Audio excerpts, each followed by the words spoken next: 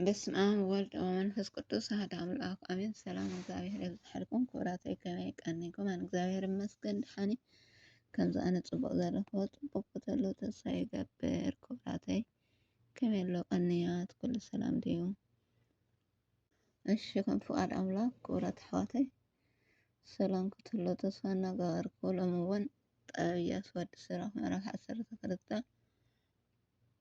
ሒዘ መፅእ ኣለኹ። ሰናይ ምክትታል ምትባዕኩም ኣይፈለየኒ። ጥበብ ኢያሱ ወዲ ስራኽ ምዕራፍ 12 ኣፅሒፈ ኣለኹ። ተከታተሉኒ። ሸር ሳብስክራይብ ላይክ እናገበርኩም ኣተባብዑኒ ምትባዕኩም ኣይፈለየኒ።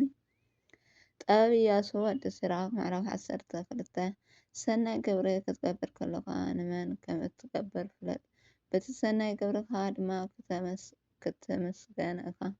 ፍርሓት እግዚአብሔር ንዘለዎ ሰብ ሰናይ ግብሪ ግበረሉ እሞ ክትፍዳእ ኢኻ። ብኣብኡ ከዓ እንተዘይትፈሊካ ብርግፅ ብልዑል ኣምላክ ክትፍዳእ ኢኻ።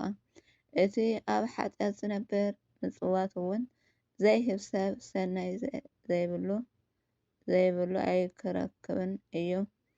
ፍርሓት እግዚአብሔር ንዘለኣለም ሰብ ምጽዋት ሃበ፣ ንሓጢኣን ግን ኣይተሓግዙ። ንትሑት ሰብ ሰናይ ግበረሉ፣ ፍርሓት እግዚአብሔር ዘይብሉ ሰብ ግን ኣይትልገሰሉ።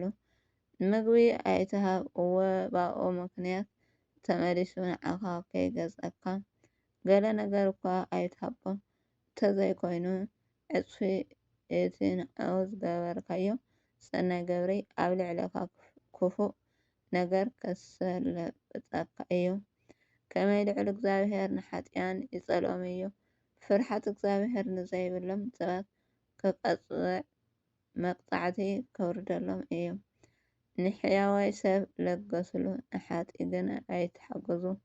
ኣብ ግዜ ሃፍቲ እሙን ፈታውካ መን ምዃኑ ኣይፍለጥን እዩ።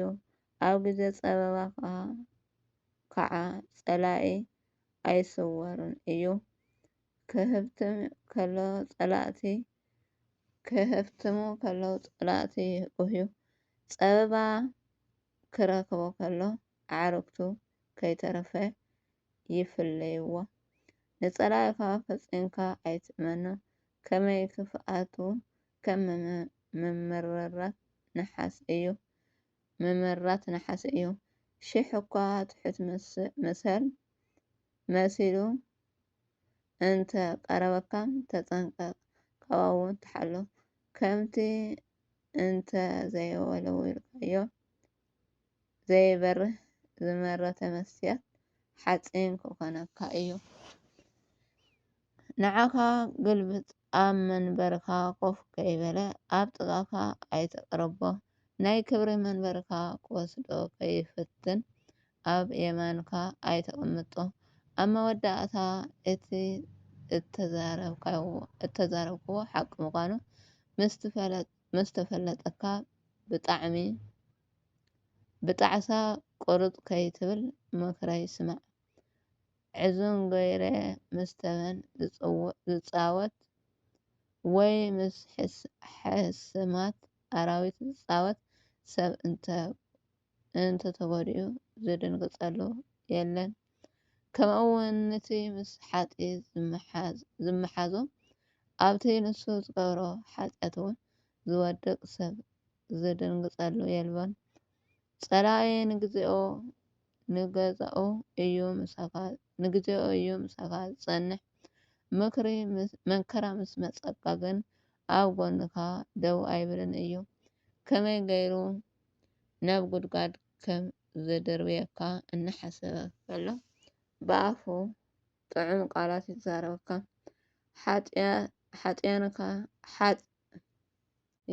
ሓዘንካ ዝካፈል ክመስል ይነብዕ። ዕድል እንተ ደኣ ረኺቡ ግን ንክቐትለካ ድሕር ኣይብልን እዩ። መከራ እንተወደቐካ ቅድመካ ኣብኡ በፂሑ ክትረክቦ ኢኻ። ዝሕግዘካ ተመሲሉ ከዓ ንጸድፍካ ከዳቢ እዩ። ርእሱ ይንቅንቕ እናጠቓዕ ኢዱ ይሓስስ። ታሕቲ ይዛረብ ኣዘራርብኡ እውን ይልወጥ። ምዕራፍ 13 ጥበብ ኢያሱ ምዕራፍ 13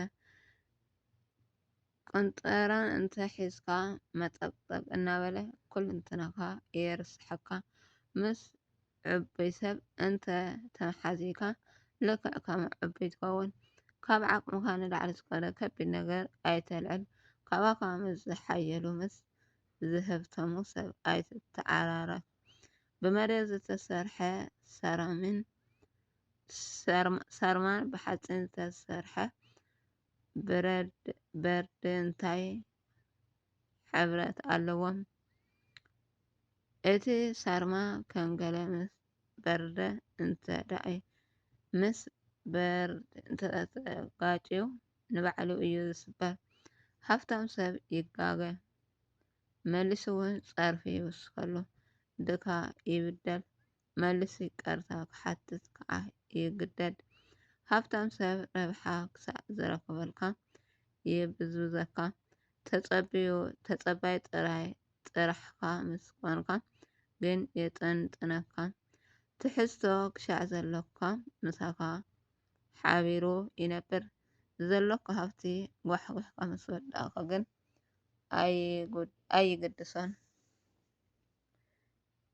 ኣይግድሶን። ክደልየካ ከሎ ብክምስታን ብተስፋን የጠፋፍኣካ። ብዘረባ እናጠበረ ከዓ ዘድልየካ እንታይ ኣሎ እናበለ ይሓባብለካ። ክሻዕ እንትሕንክስ ይበልዐካ። ኣብ መወዳእታ 2 ሳዕ ወይ 3 ሳዕ ጓሕጊሑ ጥራይካ ምስ ተረፍካ የላግፀልካ። ብድሕሪዚ እንተሪኡካ እውን ከም ዘይፈልጠካ ጎሲዩካ ይሓልፍ። ብንዕቀት እውን ርእሱ ይንቅንቀልካ። ብዕሽነትካ ከይትዋረድ ናብ ጌጋ ከይውድቀካ ተጠንቀቅ። ምርኣይ ሰብ እንተዓድንካ እድብ ኩን ሻዑ መላሊሱ ክዕድመካ እዩ። ከይናፀካ ኣዚካ ንቅድሚት ኣይትድፋእ።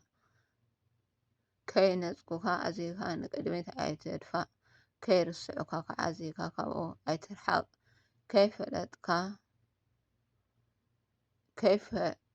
ክፈልጠካ ኢሉ ክምስ እንተበለ ክፈትነካ ኢሉ እውን ብዙሕ እንተተዛረበ ብሽሙ ብዙሕ ተዛሪቡ ኣይትእመን። ከም መዘናካ ገይርካ እውን ኣይትረኣዮ። ጨካን ዝበሃል እቲ ብምስጢር ንዝነገርካዮ ዘይዓቁር ሰብ እዩ። ንክጎድአካ ኮነ ንከስረካ ስግጥ ኣይብልን እዩ። ምስጢራትካ ንገዛእ ርእስካ ሓዞ። ኣዚካ ጥንቁቅ ኩን። ከመይ ኩሉ ሰብ ኣብ ሓደገኛ ምድሪ እካ ትነብር ዘለካ። ነዚ ነገር እዚ ደቅስካ ከለካ እኳ ተሰሚዕካዮ ንቃሕ። ኣብ ኩሉ ዘበን ሂወትካ ንእግዚኣብሔር ኣፍቅሮ ምእንቲ ከድሕነካን ድማ ፀዋዓዮ። ፍጡር ዘበለ ኩሉ ዝመሰሉ ይፈቱ። ሰብ ዘበለ ድማ ጎረቤቱ ይፈቱ። ፍጡራት እንስሳ በብዓለቶም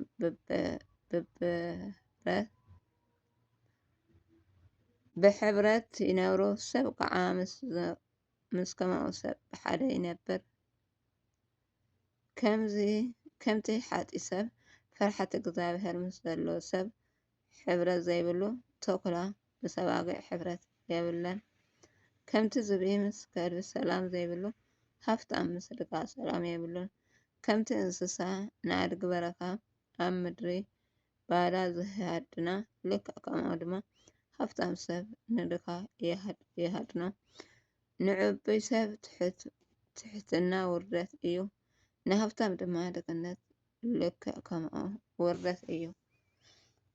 ሃብታም ሰብ ከውድቐካ ሰንከልከል እንተበለ ኣዕርክቱ ይሕዝዎ ድኻ እንተወዲቑ ግን ፈተውቲ ከይተረፉ መሊሶም ይደፍእዎም። ሃብታም ሰብ ስሕተት እንተገበረ ንስሕተቱ ዝከውልሉ ደገፍቲ ብዙሓት እዮም። ክዛረብ ከሎ እንተተቃግዩ የማጻድቅሉ ድካ ሰብ እንተተቃግዩ መሊሶም ይገስጽዎ። ጽቡቕ እንተተዛሪቡ ከዓ ጽን ኢሉ ዝሰምዖ የልቦን። ሃብታም ክዛረብ ከሎ ኩሎም ስቕ ይብሉ፣ ነቲ ተዛረቦ ከዓ ክሻብ ሰማይ ልዕል የብልዎ። ድካ ክዛረብ ከሎ ኣዚከ ተዋይ እዩ ይብልዎ። እንተ ተዓንቂፉ ከዓ መሊሶም ንታሕቲ ይደቅስዎ። ብሓጢኣት ዝተጣረየ ደኣ ኣይኮነን እምበር ሃፍቲ ንገዛእ ርእሱ ጽቡቕ እዩ። ድኽነት ብሓጢኣት ዝተጣረየ ደኣ ኣይኩን እምበር ሃፍቲ ንገዛእ ርእሱ ጽቡቕ እዩ። ድኽነት እውን እንተኾነ ንገዛእ ርእሱ ክፉእ ኣይኮነን። ፍርሓት እግዚኣብሔር ዘይብሉ ግን ከምኡ ኢሎም ይሓስቡ። ንሓደ ሰብ ሕጉስ ገጽ ወይ ጸዋግ ገጽ ከም ዝህልዎ ዝገብሮ ልቡ እዩ። ናይ ሕጉስ ልቢ ምልክት ፍስሓ ገጽ እዩ። ርግጽ ምስልታት ምፍጣር እውን ከም እትጸዓርን እትሓስብን ይገብረካ እዩ ይብለና እቲ ቃሉ። ስለ ቃሉ ናይ ቃል ባለቤት እግዚአብሔር አምላክ ዝተከበረን ዝተመስገነን ይኩን አሜን።